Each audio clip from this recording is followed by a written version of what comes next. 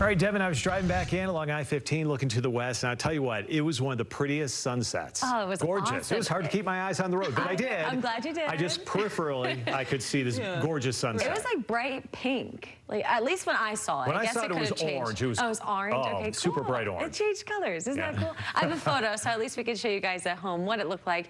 At least down at American Fork Canyon, down at the boat harbor there. It was really stunning. What'd you say? It looks like I was right. Bright orange. Oh, I'm going to go back and find a photo to prove me. Oh, man, now I'm mad that I didn't take one.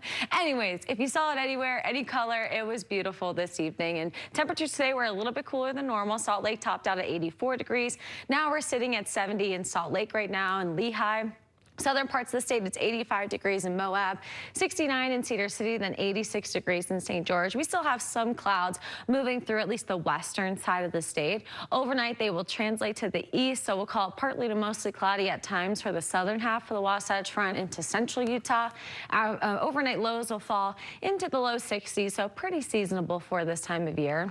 On Storm Zone, you can see where some of that cloud coverage may be tomorrow morning. It is expected to lift to the northeast, and it may give way to an isolated shower, mainly in the higher terrain of the Uintas, maybe in parts of our central mountains and up into southwestern Wyoming. But nonetheless, we're still expecting a mostly sunny to partly sunny day for northern Utah. Now, afternoon highs are going to be in the mid-80s tomorrow. So basically what you felt out there today, just add a degree or two. But after that, the weather pattern is going to become rather stagnant. So temperatures like this in the mid-90s is going to stick around from Thursday through about Sunday. And it's also going to be mostly sunny. So we have a very summer-like weekend up ahead.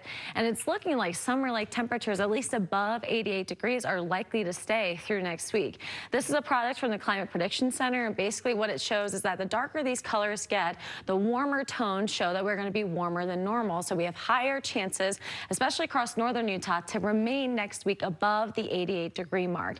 In terms of our precipitation outlook, actually some good news. It looks like there's a sign that we could begin to see a more wet pattern, at least over the Four Corners, which is good. Hopefully we can get a little bit more of this darker green to move over to southern Utah, where those areas really need the rain for, of course, the wildfires down there. June has been a very dry month. It normally is here across Utah, so we're just hoping that maybe a pattern change can come into next week and help give us some rain.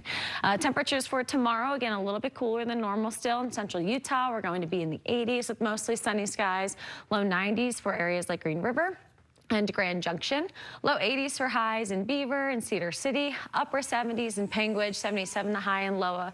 Good news is tomorrow that southern Utah winds and eastern Utah winds should not be as strong. St. George around 97 degrees tomorrow, triple digits again on Thursday, and holding the triple digits and getting a little bit hotter each day all the way through the beginning of next week. Northern Utah will be around 84 in Cache Valley, 85 the high in West Valley, low 80s for Heber City. Possibly some thicker cloud coverage the further north you go and the further into the northeast. Mostly to partly sunny here along the Wasatch Front. I'm thinking you'll see more clouds in the morning and then a little bit more sun throughout the afternoon. For the rest of our 7-day forecast here, we're going to jump into the mid-90s Thursday, hold that all the way through Sunday. Then after that, looks like we may jump up into the upper 90s, getting close to 100 degrees again by the beginning of next week. Orange, pink, I don't know. It's just a really pretty time. It's all beautiful. Numbers. It's all beautiful. Devin, thanks.